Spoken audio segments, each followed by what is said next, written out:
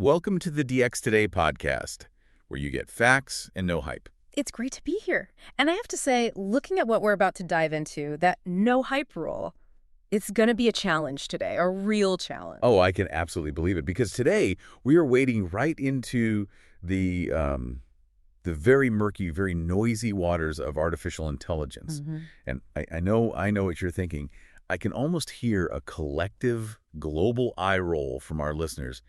AI again. It's become the buzzword of the century. It really has. It's everywhere. It's in our coffee makers. It's in our cars. I'm pretty sure my cat is plotting against me using some kind of AI. The fatigue is real. The fatigue is totally valid. And look, for the last couple of years, the entire conversation has been dominated by one thing: generative AI. Right. ChatGPT, Yeah. all the image generator. Exactly. You know the drill. It's chatbots that can write a poem about your dog or create an image of a flamingo playing chess. And that's neat. It's a cool party trick. It's great for writing an email you don't want to write. It is. But let's be honest. At its core, it's been about creating content. It's a content engine. It talks. It's a parrot with a thesaurus. Very, very smart parrot. But today we are talking about something else entirely, something fundamentally different. We're talking about the big shift, the shift from AI that talks to AI that acts. We are doing a deep dive into agentic AI and specifically what it's doing to the world of retail. That's the key, the acting part. This isn't about asking a chatbot for ideas anymore. This is about a fundamental schism in how we buy things, in how commerce actually works. The schism, that's a strong word. It is.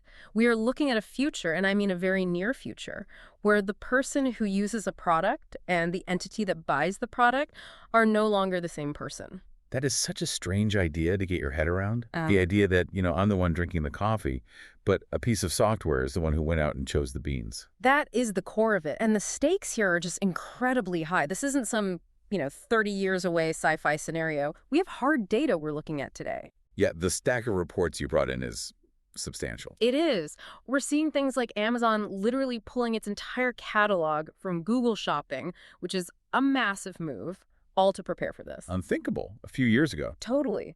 We're seeing Walmart use these autonomous agents to slash the number of times they run out of stock by a third. Wow. And we're seeing these almost outlandish predictions of like a billion-dollar company being run by one person and a fleet of these agents. So this is about money, it's about market share, and it's about the very mechanics of our economy. Okay, so let's unpack all of this, because you're right, it sounds like science fiction, but the sources we have are serious. We've got stuff from Symphony AI, Scubel Lab ES, Cognizant, Invent.ai, a huge piece from the California Management Review, ThoughtWorks, Visa, Capgemini, IBM. This is a mountain of research. It's a mountain because the change is tectonic. All these different sources, from tech consultancies to academic journals, they're all screaming the same thing, that the way you think retail works is about to break. And if your business isn't ready for it, you're going to be invisible. Okay, so let's start at square one for everyone listening. Section 1. Let's just define this thing. What on earth is agentic AI? How is it different from the ChatGPT I was playing with this morning? Right. It's a great question. The simplest way to think about it is function. Yeah. What is it for?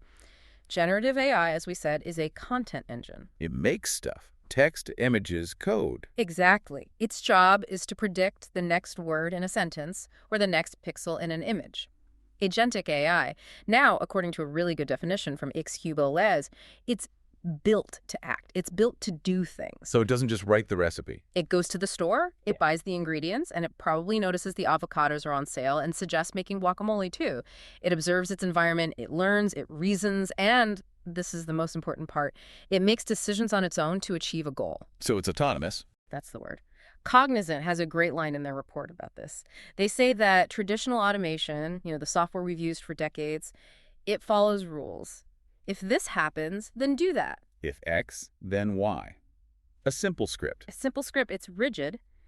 If you tell it to buy milk at store A and store A is out of milk, the script breaks. It sends an error message. It stops. Right, it can't problem solve. It can't. But agentic AI, it sets the rules. It uses something they call chaining mechanisms to break a big goal down into smaller steps. Chaining mechanisms. Yeah. If you break that down for me, what does that look like in practice? So let's use that milk example. You give the agent the goal, get milk. A simple bot, as we said, fails if the first step doesn't work. Yeah. And Agentic AI, with this chaining ability, thinks, okay, goal, get milk, subtask 1, check inventory at my preferred store, store A. It executes. Result, out of stock. Now, a basic bot would stop there. But the agent does. The agent doesn't. It initiates subtask 2. Reason about the failure. Can I achieve the goal another way? Subtask 3. Identify alternative suppliers. Yes, store B is 2 blocks away. Subtask 4. Check price and availability at store B. And so on.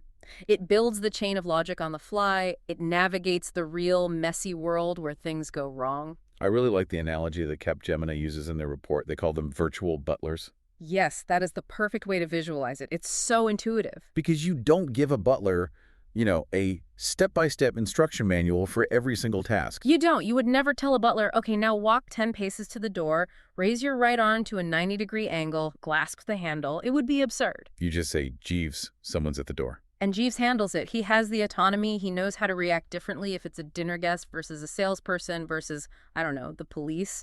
He has a model of the world and can make decisions. You give him the goal, not the micromanaged method. So let's apply that to shopping. The report had a great example. The meal planning one, it's perfect. So the goal you give your agent is plan 4 weeknight meals for my family. The budget is $80 and there can be no dairy. Okay, just hearing that gives me anxiety. That's a huge task for a person.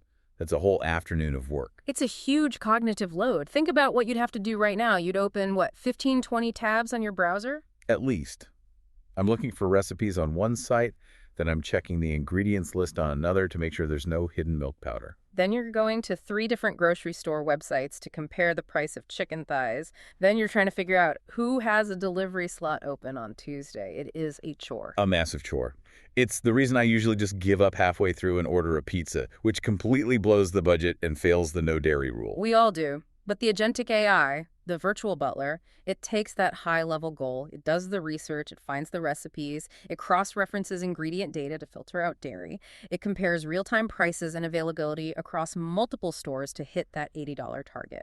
And then, and this is the part that changes the game, it actually does it. That's the leap. It doesn't just give you a shopping list and say good luck. It fills the virtual carts, it coordinates the delivery or pickup, and it executes the purchases. It closes the loop. That transition from showing to doing is everything. That's where the economic value is. If it just gives me a list, I can still get distracted, I can abandon the cart. If it does it, the transaction is complete. And the money is enormous. Cognizant projects the market for this stuff is going to go from about $5.1 billion in 2024. Okay, decent size. To $47 billion by 2030. Wow. Okay. That's not just growth. That is almost a tenfold increase in 6 years. That's an exponential curve. That's the kind of adoption rate that changes industries overnight. And there was another statistic in the ThoughtWorks and ARK Invest research that just floored me. It was about digital wallets. Oh, yeah, the 75% number. 75%. They're predicting that by 2030, agent-powered digital wallets could be responsible for nearly 3/4 of all e-commerce purchases. Let that sink in for a moment.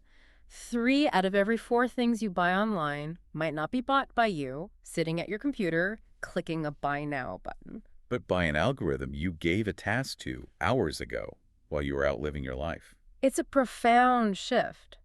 And it brings us right to our next section, because if the bots are doing the buying, that changes absolutely everything about what shopping even means. The California Management Review has a fantastic term for this. They call it the shopper schism. The shopper schism. I love that phrasing. It's so dramatic. It is, but I think it's accurate. Paula Cornero, who wrote the piece, lays it out so clearly. For basically all of human history, the person who uses the product, the consumer, and the person who buys the product, the shopper, have been the same person. Right. I need soap, so I go to the store and buy soap. Simple. Very simple. The need and the transaction are linked in one person. But now, with Agentic AI, they're splitting apart. They're becoming 2 different entities. So the human still has the need. Yes. The human decides the goal. I need clean clothes. I need new running shoes. My pantry is empty. But the algorithm, the agent, is the one that executes the transaction. It's the one that decides which detergent to buy. Exactly. It's choosing the specific brand based on, price per ounce, its effectiveness on grass stains based on user reviews, its chemical composition for sensitive skin, and the fastest delivery time. It decouples our human desire from the nitty-gritty transactional decision. And you mentioned there's a huge real-world example of a company betting the farm on this idea right now. Yes, the Amazon bet. This is such a fascinating case study. For a lot of people, this flew completely under the radar, but it's a massive signal. So what happened? In July of 2025, Amazon did something that just baffled Wall Street and a lot of marketing experts. They pulled their entire product catalog from Google Shopping. Just turned it off. Turned it off. Vanished. For 31 days, their impression share in the US on Google Shopping was 0%. That's insane. Why would you give up that traffic? That has to be millions, if not billions of dollars in potential sales. It seems like self-sabotage. It seems like it from the old way of thinking. But you have to look at the timing. Just 9 days before they flipped that switch and disappeared from Google, they had just finished rolling out Rufus, their own AI shopping assistant, to all their customers in the U.S. Okay, the plot thickens. The plot thickens. Right. What Amazon was doing was making a calculated bet. They're betting that the future of shopping isn't people starting their search on Google anymore. They're betting that people will start their search inside the Amazon app, talking to Rufus. Precisely. They are optimizing for a future where the shopper is an algorithm that lives inside their ecosystem. They are building a walled garden. If they own the agent, if Rufus is the one helping you make decisions, why do they need to pay Google for traffic? They don't. They're trying to cut Google out of the loop entirely. It's an incredibly bold power play, and it's a huge signal that Amazon believes the future isn't about search bars and keywords anymore. It's about conversations with an AI butler. Okay, so if we accept this premise that the bots are doing the shopping, the next logical question is, how do bots shop? I mean, I know how I shop. I buy things because the ad was funny, or the packaging is cool, or my favorite celebrity endorsed it. Does an AI care about any of that? Not one bit, not even a little. And this is the part that should be both fascinating and deeply terrifying to anyone in marketing or advertising. Okay. Agents operate on a completely different set of principles than human shoppers. First, they have perfect recall. They remember every single purchase you've ever made, every preference you've ever stated, every allergy you've ever noted. So no more accidentally buying the wrong kind of yogurt. Never again. But more importantly, they are completely 100% immune to marketing. Immune to marketing. That's a phrase that could bankrupt entire industries. It really could. Imagine spending $5 million on a beautiful, emotional Super Bowl ad. The agent didn't see it, and if it did, it wouldn't care. Because it doesn't have emotions. It doesn't. It doesn't understand brand mystique. It's not swayed by aspirational imagery. It doesn't care if a model looks cool wearing your product. It evaluates data. It reads structured data files like JSON files. It doesn't look at lifestyle photography. The report had that great example comparing two brands of headphones, right? Brand Alpha and Brand Beta. Yes, this illustrates the point perfectly. So let's imagine you're the agent, and your user said, find me the best noise-canceling headphones for under $200. Okay. You find Brand Beta first. Their product page is gorgeous. Beautiful photos of people in exotic locations listening to music. The marketing copy is all about, an immersive audio soundscape and a journey for the discerning listener. Well, that's about right. Feel the music. Exactly. All vibe, no specs. The data is sparse. But then you find Brand Alpha. Their website is, frankly, boring. It looks like an engineering textbook. There are no models, no cool photos. But their data is pristine. It's perfect. They list the exact decibel level of the noise cancellation. They list the driver size in millimeters, the Bluetooth codecs it supports, the battery life down to the minute, the weight in grams. It's all there, perfectly structured. And the agent chooses Alpha. Every time. Every single time. Not because it's subjectively better in the way a human might think, but because it is, as the report says, objectively evaluable. The agent can read and compare specs. It can compare 32 hours of battery life to 28. It cannot compare the vibe of two different photos. So the takeaway for any brand listening is, you have to start speaking machine language. You need to stop trying to emotionally persuade the human and start feeding raw, hard data to the bot. That is the new game. You have to be machine readable, but, and this is a really important but, the human is still in the picture. And their main concern is trust. Right. The Visa research on this was fascinating. They talked to people in the U.S., Australia, and New Zealand, and they came up with this really powerful phrase. Control is the currency of trust. Control is the currency of trust. I love that. It's so true. What Visa found was that an overwhelming majority, something like 85% of consumers, want explicit, granular control over what data these agents can access. We want the convenience of the butler. But we want to be damn sure the butler isn't reading our mail or telling the neighbors what we had for dinner. We want clear boundaries. And we also want to be sure the butler isn't just recommending the brand of tea that gave him a secret kickback. Exactly. That's the classic principal agent problem from economics. If I delegate a task to an agent, whose interests is it really serving? Is it serving my best interest? Or the best interest of the platform that built it, like Amazon or Google? That's a huge unresolved question. It is. But here's the other side of that trust coin, and this is what the Capgemini report found. Even though we're worried about control, our actual loyalty to brands is becoming, well, incredibly flimsy. It's evaporating. The numbers were shocking. 70% of consumers, and it jumps to 75% for Gen Z, are willing to switch brands just for the sake of an experiment, just to try something new. So much for decades of brand building. The idea that I've been a brand X family for 3 generations, that's going out the window. It is, because if your trusted agent comes to you and says, hey, I analyzed the specs and user reviews, and I found a brand of running shoe that is objectively a better fit for your specific foot width and running style than your usual brand, and by the way, it's $20 cheaper. What do you say? You say, okay, buy it. You try it. The friction of switching, that fear of what if I don't like it, it's almost completely removed because your trusted AI advisor has vouched for it based on data. The trust is shifting. It's moving away from the brand and onto the agent. Whoever builds the most trusted agent wins. Okay, so that's the customer-facing side, the front of the house. It's a revolution, but it must be causing an equal revolution in the back of the house, right? Yeah. In how retailers actually operate. Absolutely. You can't have a 21st century AI shopper interacting with a 20th century supply chain run on spreadsheets and faxes. It just doesn't work. So this brings us to section 3, rewiring retail operations. Right. And Symphony AI has a great framework for this. They talk about moving from reactive processes to proactive profit-driving systems. Reactive meaning, oh crap, we're out of milk again. Exactly. Reactive is looking at your sales report on a Monday morning and realizing you lost a ton of sales over the weekend because a popular item was out of stock. It's driving by looking in the rearview mirror. So what's proactive? Proactive is an agent that's constantly monitoring everything. It's watching sales velocity, it's looking at warehouse inventory, it's even monitoring social media trends and weather forecasts, and it predicts the stock out before it happens. And then it automatically orders more. It automatically triggers a reorder so the new shipment arrives just as the last item is being pulled from the shelf. It's a self-healing supply chain. And we have actual numbers on this. Right. The SKU LABS report mentioned Walmart. Yeah, this is a huge proof point. Walmart used Agentic AI and managed to cut their out-of-stock events by 30%. 30%. In just 6 months. Now, for a company the size of Walmart, that is an almost unbelievable number. That translates to billions of dollars in recaptured revenue and millions of happier customers. And it's not just about inventory. H&M is using it for things like store layouts, right? Visual merchandising. Yes, which is traditionally a very human, intuitive, almost artistic process. A person walks the floor, moves a rack of sweaters, and says, yeah, that looks better. Right. It's based on feel. It is. But H&M started using Agentic AI to run virtual simulations.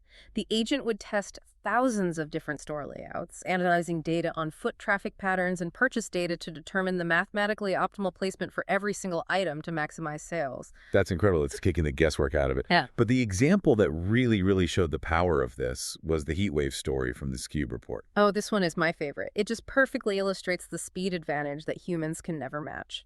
So the scenario is a regional grocery chain. A sudden, unexpected heat wave is forecast for one of their regions. Okay, so it's going to be hot. People are going to want water, ice cream, fans, sunscreen. Pretty predictable. It is predictable. But think about the old human-led process. A category manager, a human, sees the weather report on Monday. On Tuesday, they might have a meeting with the marketing team to discuss a promotion.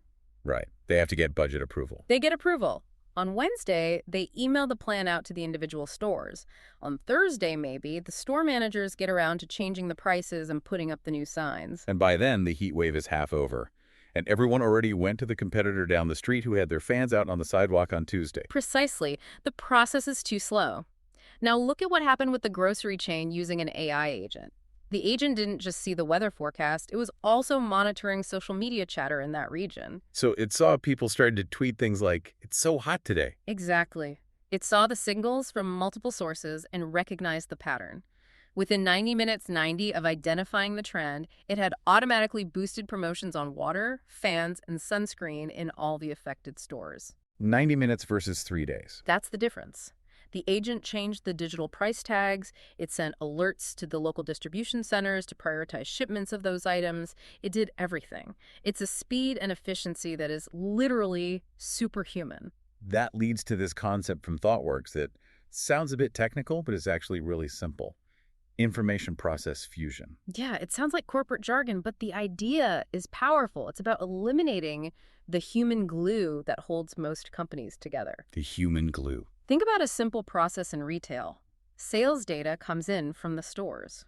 A human analyst takes that data out of one system, probably puts it into an Excel spreadsheet. Ah, yes, the global economy's reliance on the spreadsheet. It's terrifying, isn't it? So they manipulate it in Excel, then they attach that spreadsheet to an email and send it to a supplier. The supplier then has a person open the email, download the spreadsheet, and manually type that data into their system. That sounds incredibly inefficient and also very easy to mess up. A typo could cost thousands of dollars. It happens all the time. That's the human glue, people just moving data from one box to another. Information process fusion is when an agent automates that entire chain. It takes the sales data directly, updates the forecast model, and communicates the order directly to the supplier's system via an API. The human never even touches it. So one of the biggest ROIs here, according to invent.ai, isn't even just about selling more stuff or being more efficient. It's about getting rid of meetings. The holy grail of corporate life. They had a stat that executives spend something like half their week in meetings just discussing pricing and forecasting. And an agent can give back 25 to 80% of that time. Imagine what you could do with an extra day or two every single week. It's a huge productivity gain. It is. Instead of sitting in a room arguing about whether you should lower the price of ketchup by 5 cents, the agent has already run 1,000 simulations, determined the optimal price, and is ready to present you with a decision, not a debate. Okay, so the front end is changing, the back end is changing. This means the way companies actually compete against each other has to change too. Section 4, the new rules of competition. Right. We're back to that idea of speaking machine language. And this is where ThoughtWorks brings up a term I think every single person in marketing needs to tattoo on their brain. GEO. Not SEO. GEO. SEO is dead. Long live GEO. Generative engine optimization. Okay, let's define that. SEO, I get. It's search engine optimization. You're trying to get Google to rank your page #1. And you do that by guessing what keywords a human is going to type into the search bar. Best waterproof running shoes 2026. You make sure your page is full of those words. You're optimizing for the human searcher. Exactly. GEO is completely different. With generative engine optimization, your goal is no longer to be found by a human typing keywords. Your goal is to be understood and recommended by a large language model. You want the AI agent to see your product as the best solution to a user's problem. So how do you do that? How do you optimize for a bot? It's not about keywords anymore. It's not. It's about what the California Management Review calls data fortification. You need to build a fortress of clean, structured, machine-readable data around your products. So like we said with the headphones, the specs. The specs are the foundation. But there's a hack. There's a way to supercharge your data's credibility in the eyes of an algorithm. Third-party certifications. Explain that. Why do bots care about that? Well, think about it from the bot's perspective. If your own product description says you're eco-friendly or highly durable, the bot sees that as marketing fluff. It's a self-reported claim. It has very low trust value. It's just you saying you're great. Right. But if your product has an official Energy Star rating, or it's USDA organic certified, or has a UL listing for safety, the bot sees that as a verified fact from a trusted third party. Ah, so it weights that information much more heavily in its decision-making. Massively more heavily. Those little badges on packaging aren't just for making humans feel good anymore. They are critical data points that prove your claims to an algorithm. It's like having a credible witness testify on your behalf. So if you're a product manager listening to this, you should be making a list of every possible certification you could apply for. Yesterday. It is one of the single most important things you can do to prepare for this future. But this is where big legacy companies are in big trouble. The report mentioned a gap analysis. Yeah, that was a scary number. It's terrifying. When most big brands do an audit, they find that between 60 and 80% of their key product attributes are either missing or inconsistent across their different sales channels. 80%. How is that even possible? It's just years of messy data, different teams, different systems. So on their own website, the product weight is listed in pounds. On Amazon, it's in kilograms. And on Walmart's site, the field is just blank. And a human shopper might not notice or care. A human might figure it out. But an agent just sees incomplete data. If it's comparing your product to a competitor, and the competitor has all its data fields filled out perfectly, who do you think it's going to choose? It's not going to call your customer service line to ask for the missing information. It just moves on. You lose the sale. You know, this actually sounds like a huge opportunity for smaller companies, for startups. It's a massive advantage. The reports call it transparency arbitrage. A new company, a startup, doesn't have 50 years of legacy data problems. They can be born digital and transparent. They can build their data fortress from scratch the right way. Exactly. While the big 100-year-old brand is relying on brand heritage and their famous logo, Which the bot doesn't care about. the bot couldn't care less. Established in 1923 is a meaningless string of text. Contains 0.0 ever 1% lead as verified by an independent lab is a hard fact. The startup can win by being radically transparent with its data, and the legacy brands can't catch up easily. And now the final piece is in place for this all to work. The bots can actually pay for things. ThoughtWorks mentioned these new protocols. Yes, this is the plumbing that makes the agent economy possible. You have Google's Agents Payment Protocol, or AP2, and OpenAI is building an agentic commerce protocol. And what are these two? They essentially create a secure way for an AI agent to hold and use payment information on your behalf. Think of it like a secure digital wallet that only your trusted agent can access. This is what allows them to move from just being research assistants, from just looking, to being true purchasing agents that can actually buy. Okay. So this world is coming. It's efficient. It's data-driven. It also sounds a little cold and maybe a little risky. Which brings us to our last section. The risks, the challenges, and the human element. Yeah, we have to talk about the downsides. Because when you give a piece of software autonomy and the ability to act in the real world, the consequences of a mistake are much, much higher. Right, a Gen AI chatbot writing a bad poem is funny. An agentic AI accidentally ordering 5,000 pallets of the wrong kind of cheese could bankrupt your company. The stakes are higher. Capgemini had a warning in their report about avoiding the uncanny valley. We usually hear that term in reference to, like, creepy-looking humanoid robots. How does it apply here? It applies to behavior, not appearance.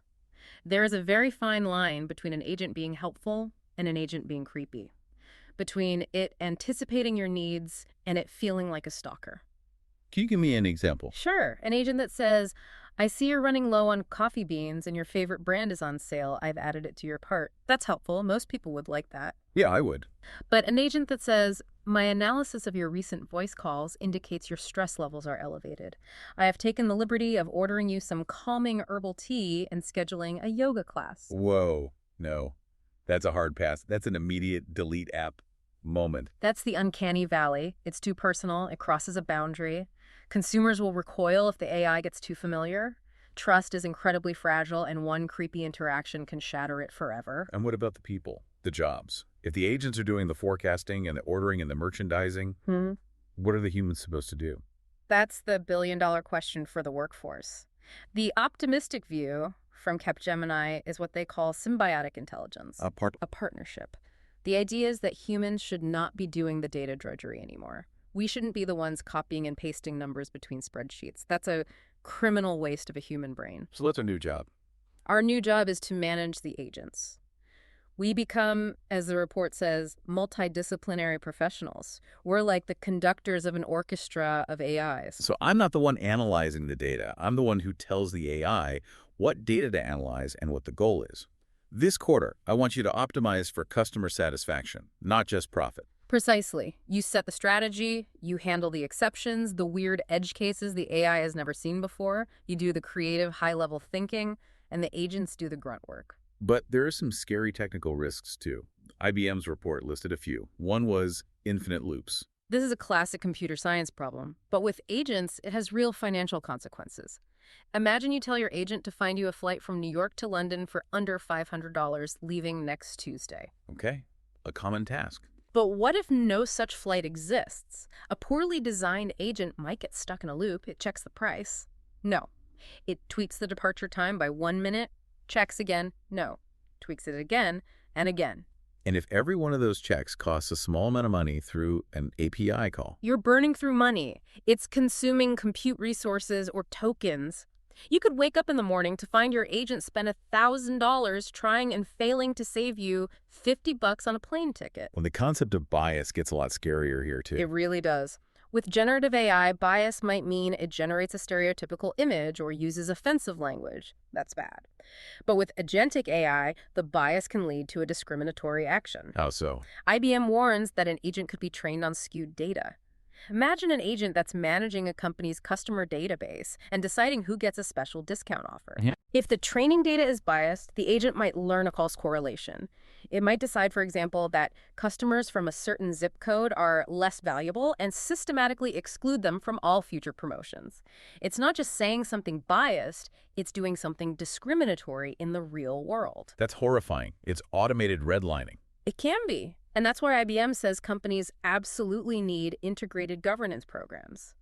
You need a dashboard. You need an audit trail. You have to be able to look at any decision an agent made and trace back exactly why it made it. Without that, it's just a black box with a credit card. So with all these changes to the workforce, ThoughtWorks has this one final mind-bending prediction: the solopreneur future. This is the wildest idea in the entire stack of research, but it's also the most logical conclusion. It completely redefines what we think of as corporate scale. The idea being that we could see billion-dollar companies run by just a few people. Or even just one, a one-person unicorn company. How is that even physically possible? A billion-dollar company needs hundreds, if not thousands, of employees, right? For HR, for finance, for supply chain. It does today, but think about it. What are all those employees doing? They're managing complexity. They're being the human glue. But what if an AI agent can manage your entire supply chain? And another one handles all your accounting and invoicing. And a third runs all your marketing campaigns. Then the one human employee is just the CEO, the strategist. The visionary, the person setting the goals for the fleet of agents. The thing that limits a company's growth is no longer headcount. It's the quality of your ideas and your ability to direct your AI workforce. So a small, agile retailer could suddenly compete with a giant because the agents level the playing field on all that complex back office stuff. That's the theory. The middle ground gets squeezed. You have the massive incumbents, and you have these hyper-agile, super-powered individuals or small teams. Okay, let's try to bring this all home. We have covered a huge amount of ground here, from virtual butlers to one-person unicorns. When you step back and look at the whole picture, what is the big synthesis? I think if you boil it all down, the fundamental shift is this. We are moving from a world of browsing to a world of problem solving. Browsing to problem solving. Unpack that. In the old world of retail, both online and offline, you browsed. You walked the aisles or you scrolled through web pages looking for a solution to your problem. The cognitive load was on you, the human. Right. I had to do the work of finding what I needed. Exactly. In the new world, you just state the problem. You tell your agent, I need to find a healthy, gluten-free gift for my friend's birthday next week, under $50. And the agent goes and solves that problem for you. The load shifts from the human to the AI. And what's the big takeaway for the retailers who are listening right now? What do they need to do? The California Management Review says it perfectly. They say you now have a choice of who you're optimizing for. You can optimize for the human, which means focusing on emotional connection, brand story, the in-store experience, the vibe. Or you can optimize for the bot, which means focusing on structured data, clean APIs, third-party certifications, and machine readability. And the winners will be the ones who do both. The winners will be the ones who do both. The companies like Target that they mention, who are trying to build a great in-store experience and have impeccable back-end data. It's not an either, it's a both hand. And for just the average person listening, what's the so what for them? For consumers, the upside is that your life is about to get a lot more convenient and efficient. The downside is you have to be really wary of the filter bubble this creates. Right. Is the agent really showing me the best option for me? Or is it just showing me the option that was easiest for it to analyze? Or the option from the brand that pays its platform the most money. Or the option that just happens to be in the Amazon ecosystem. You lose serendipity, you lose discovery. You have to consciously make sure you're still in control of your own preferences. And for anyone in business? The message is clear. Stop spending all your time and money polishing the hero image on your homepage. Start polishing your API documentation. That should be on a t-shirt. It's the new reality. Your data attributes are your new billboard. If the bot can't read you, you are invisible. I want to leave our listeners with one final provocative thought to chew on based on everything we've talked about. Okay. We talked about the shopper schism, the split between the consumer and the buyer. So if the algorithm is the one buying the soap, and we know the algorithm doesn't care about the clever TV commercial or the brand's logo or the celebrity who endorsed it, what happens to the hundreds of billions of dollars that are spent on advertising every year? That's a big question. Are we witnessing the beginning of the end for traditional brand building as we've known it for the last century? That is the multi-billion, maybe trillion-dollar question. If the entity making the purchase decision is immune to persuasion, the entire advertising model has to collapse and be rebuilt from the ground up. We may be leaving the brand era and entering the attribute era. Something to think about the next time you see an ad. Thanks so much for this deep dive. My pleasure. It was a fascinating topic. And for everyone listening, remember, in a world of agents, make sure you're the one in charge of the goals. We'll see you next time.